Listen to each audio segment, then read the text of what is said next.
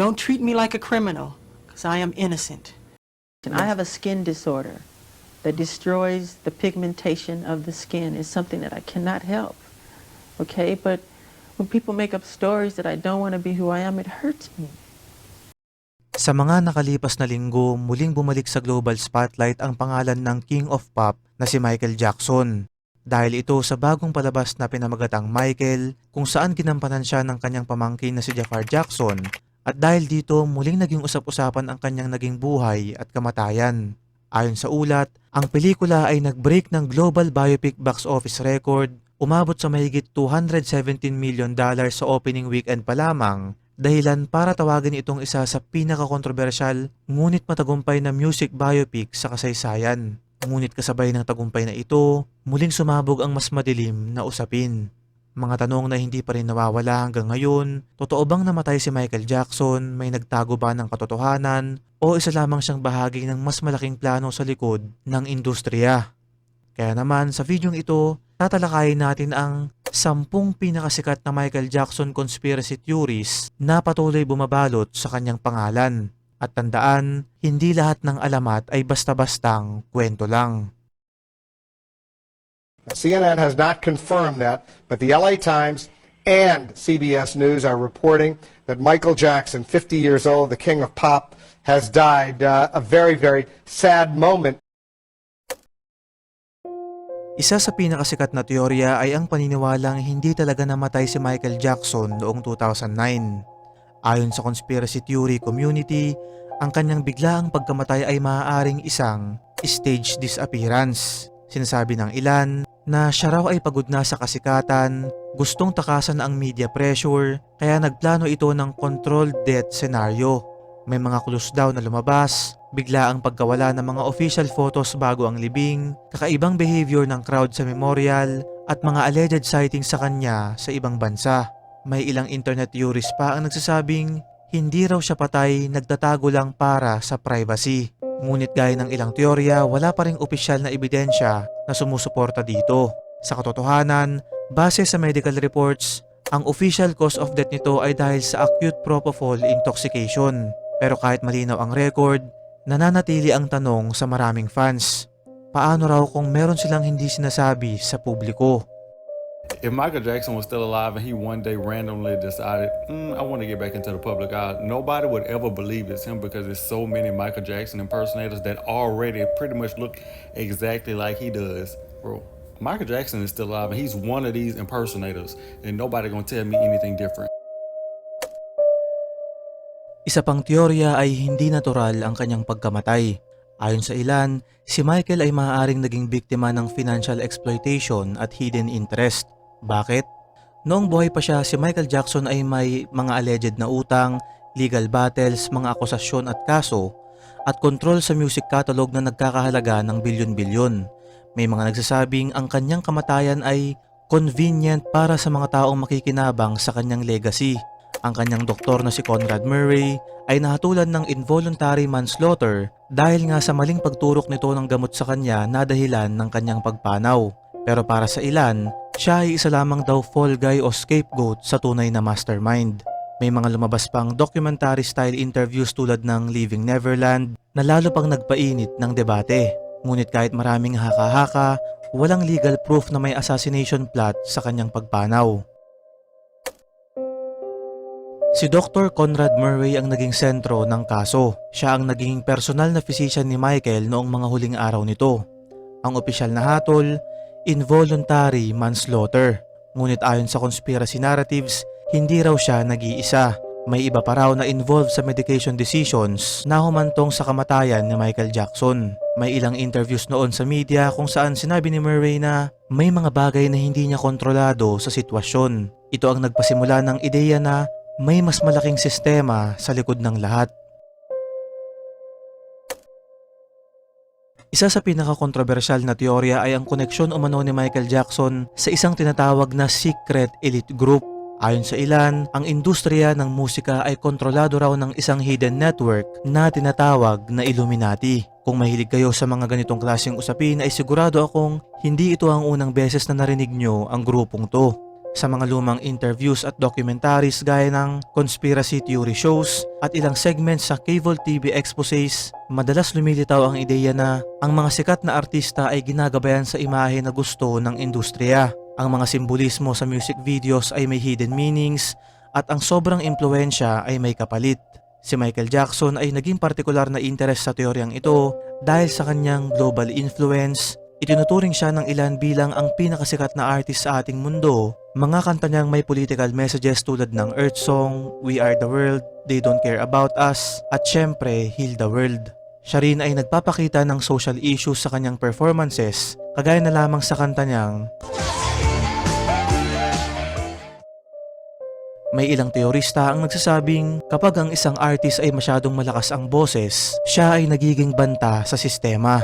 Ngunit sa kabilang banda, walang direktang ebidensya na si Michael ay bahagi ng kahit na anong secret organization. Ang malinaw sa atin, siya ay isang artist na madalas magbigay ng social commentary sa kanyang musika. Isa pang malakas na usapin sa internet forums ay ang ideya ng body double.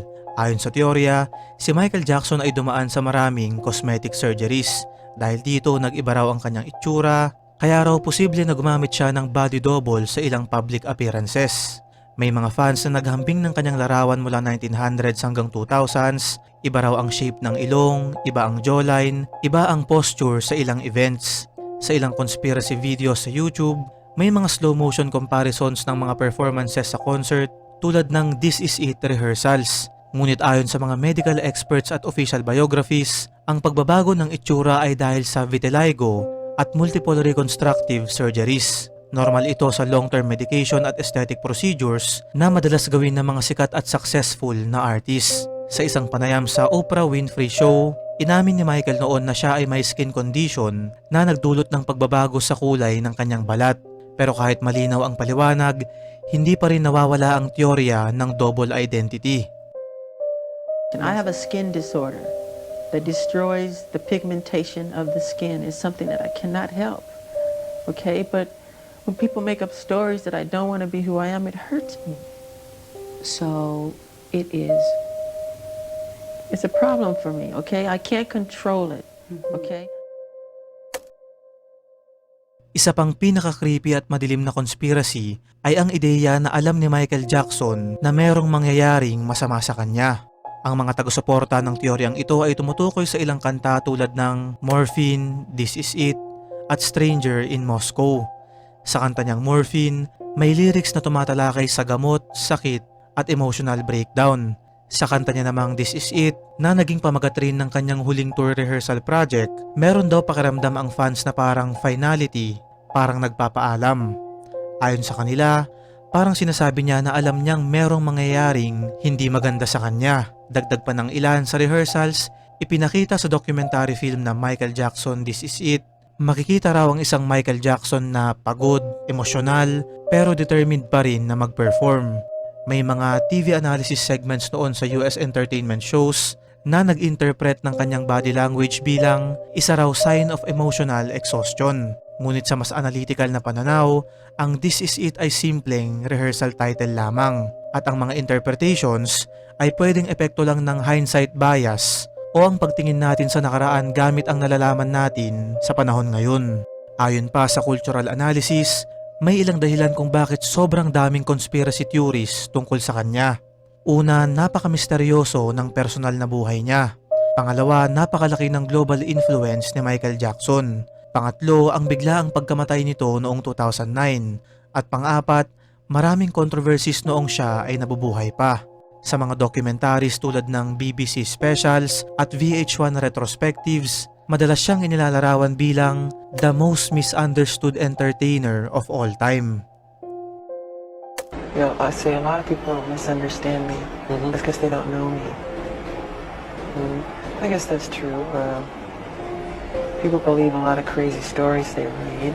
Yeah. Some is true, some is not. And Does it hurt when you see those crazy stories? sometimes, but it's part of the work. Habang patuloy nating binubuo ang mas malalim na larawan ng buhay at kamatayan ni Michael Jackson, parang mas lumalabas ang isang pattern sa mga conspiracy theories.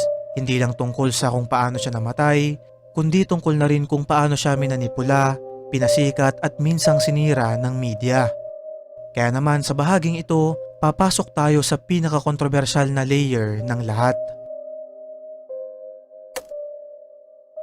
Isa sa pinakamabigat na bahagi ng buhay ni Michael Jackson ay ang mga kasong isinampa laban sa kanya noong 1990s at early 2000s.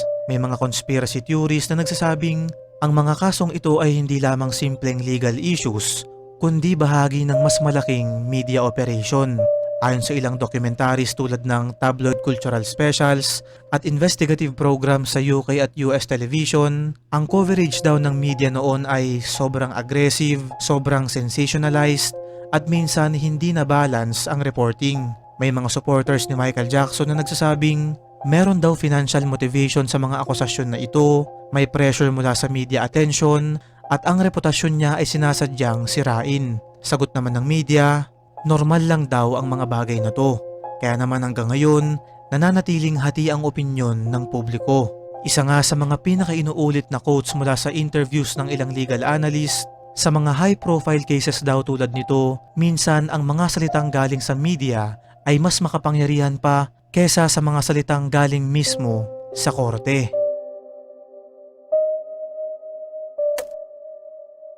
Ayon sa mas malawak na conspiracy theory, si Michael Jackson ay biktima raw ng sistematikong media framing. Sa panayam ng ilang entertainment critics sa programs tulad ng CNN Entertainment Reports at BBC Music Documentaries, lumalabas ang analysis na ang bawat kontrobersya niya ay pinalaki ng media.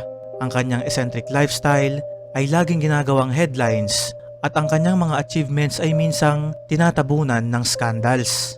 May ilang teorista pa ang nagsaad, hindi lang siya artista, siya ay isa ring global narrative experiment. Ang ibig sabihin nito, ginagamit siya bilang halimbawa ng pagbagsak para magkaroon sila ng mas mabentang kwento, tabloids, lalo na mga documentaries. Sa kabilang banda, ang industriya naman ay nagsabing natural lamang ang media coverage sa isang sobrang sikat na tao at hindi lahat ng reports ay dapat haluan raw ng conspiracy. These statements about me are totally false. I will say that I am particularly upset by the handling of this mass matter by the incredible, terrible mass media. The media has dissected and manipulated these allegations to reach their own conclusions. I ask all of you to wait and hear the truth before you label or condemn me. Don't treat me like a criminal, because I am innocent.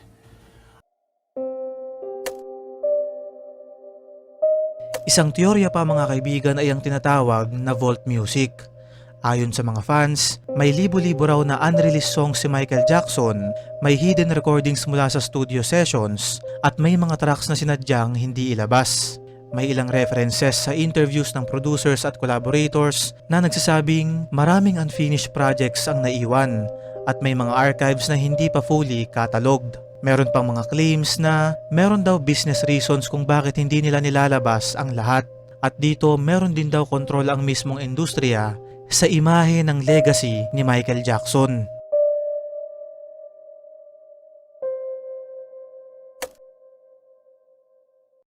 Ito ang isa sa pinakamahiwagang conspiracy theory sa kanyang buhay. May ilang online communities na naniniwalang hindi na raw tunay na tao si Michael Jackson sa mga huling taon niya, kundi isa na lamang clone o genetically replicated na bersyon.